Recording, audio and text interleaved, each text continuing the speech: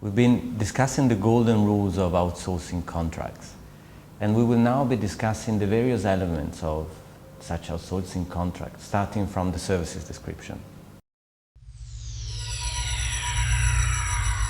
Starting from the obvious, it describes the outsourced services that are required by the customer.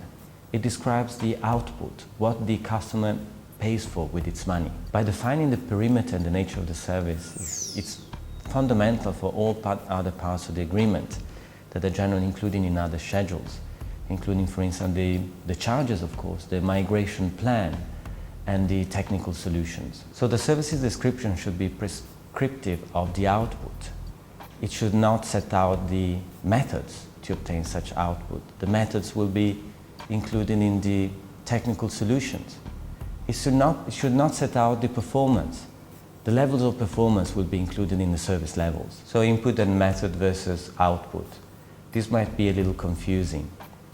And what are the practical suggestions to draft an adequate services description?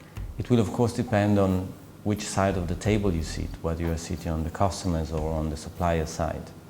However, there are some suggestions that are valid for any outsourcing agreement, whatever side you're sitting, and for outsourcing agreement drafted in Italy or elsewhere. First of all, the services need to be adequately categorized, and in some instances make sense to categorize them in accordance with the customer's business practice. It may help, for instance, dividing between tangible services like incident management and intangible services like network services. Then the services description must be objective and accurate, possibly avoiding the so-called sweep clauses. Such clauses did make sense with the traditional outsourcing, where in fact there was a transfer of all the activities and the functions carried out by the customer to the outsourcer that would then carry out the same activities.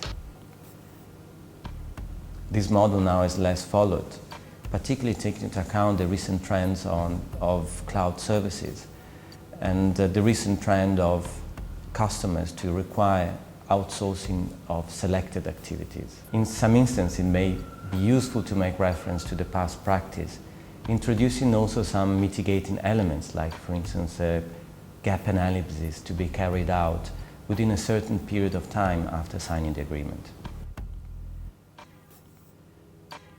And most of all, the services description should not be a sales document. And there must be a lot of care in determining all the customer's dependencies and all dependencies from third-party suppliers to make sure what really needs to be done by the supplier. So absolutely avoid any aspirational sentences in the services description.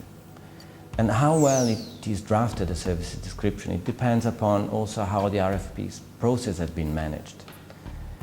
If there's been no RFP process, we would suggest to involve immediately experts on both sides to clearly define the scopes of the services. In the future, we will continue to discuss other main elements of the outsourcing contract.